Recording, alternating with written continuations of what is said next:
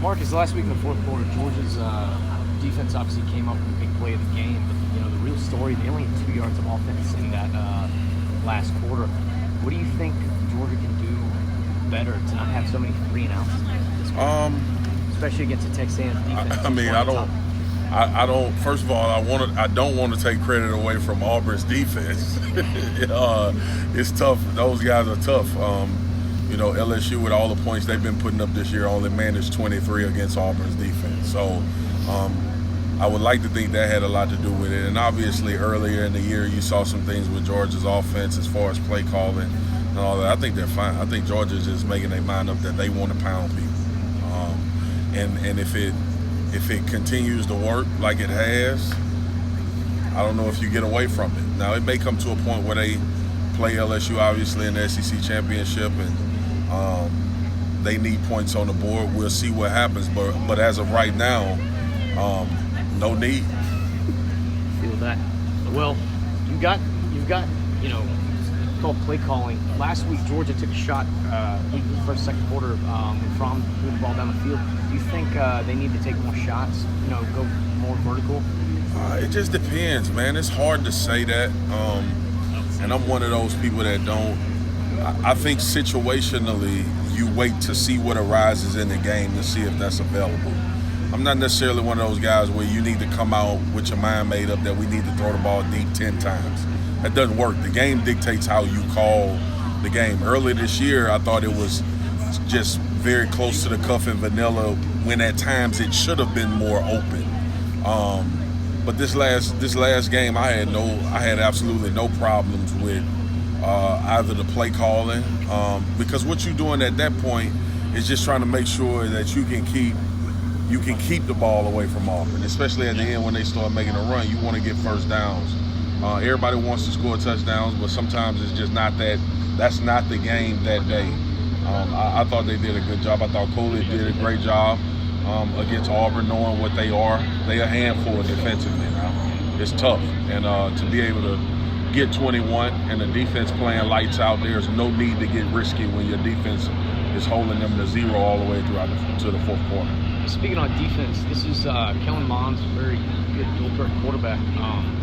Really one that Georgia hasn't really faced this year. What do you think they can do to contain him, and especially that two-headed monster they got in running backs? Well, the first thing with Kellen is you got to try to keep him in the pocket and make him beat you from there. He really gets going when he rips off a long one on you with his legs, and it makes everything easier for him. And Georgia has to be really careful of A&M. A&M 3 losses are the top 15 teams. So this team has been, they lost I think 28-20 to Auburn.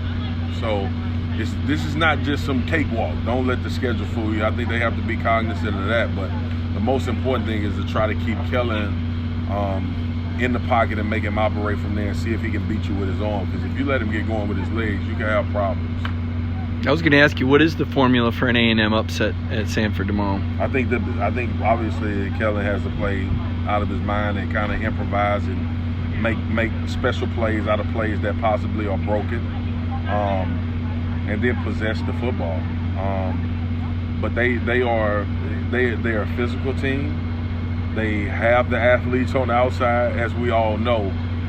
So I don't think it's not a miracle if A&M beats Georgia or LSU. Georgia, I think, is the better team. Just like when they play LSU next week, I think that'll be the better team. But you better not go in there thinking that.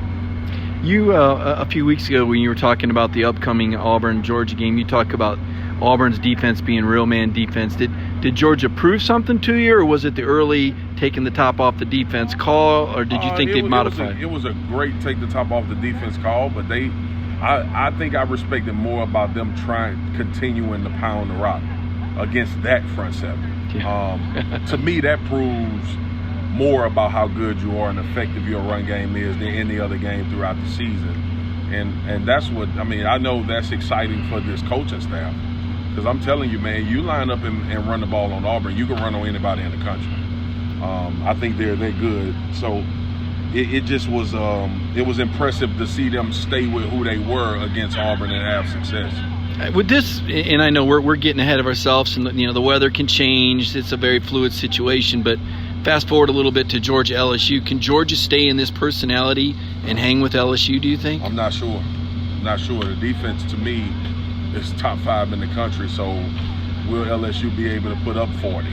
Is the first question, and we'll see. I think this game is great, and next week is great because it's a common opponent. And you'll be able to see how both of these teams kind of respond to things that may arise in the game. But I just think Georgia is very difficult to play. I think they are possibly the hardest team to play in the SEC because they play such a nasty, snot-nosed, knock you out. Jake Fromm is good enough to beat you from the pocket, so you don't know. You can't go into Georgia saying we're going to take this away and they will be not as good. Now, obviously, you have questions about the receiving core and health and all of that, but, man, I'm telling you, Jake Fromm is dangerous when he's throwing the football. He showed us that the last 2 years around this time of the season. So I just think it's very difficult to game plan for him. And LSU, from an offensive standpoint, is very difficult to game plan for because there's so many athletes and because of what they're doing offensively, but we can't deny what the defense has been giving up. So when you look at Georgia as far as being the complete team in the SEC, if you was to ask anybody that, it'll be the Bulldogs. Big picture question here with the RPOs, more quarterbacks running, more quarterbacks are getting hurt, Marcus. Are we going to continue to see this style of offense, or do you think we'll see some regression back to pocket quarterbacks as these star quarterbacks keep going down running the ball? And it just depends. It depends on how you can operate. I don't think coaches necessarily have ever wanted to put their QBs in harm's way. I've been talking about Lamar's kind of blowing everybody up in the NFL, but when you look throughout the NFL, the traditional pocket passers are the ones that still consistently win in Super Bowls. And I think in college, when you look at guys that operate from the pocket and every now and then are able to use their legs to get out of trouble, that's probably your most effective guy. Look, you just don't want the guy carrying the ball 20 times a game. Eventually it's going to come. Eventually the hit going to come, or it's going to be something happen where he get caught and you're going to lose it. So I think coaches would much prefer guys that are not stationary, can scramble and get out of trouble, but when you build an offense around your QB running, you're living on the edge every Saturday. Anything else? All right, guys. Thanks. Thanks, Marcus. Appreciate it.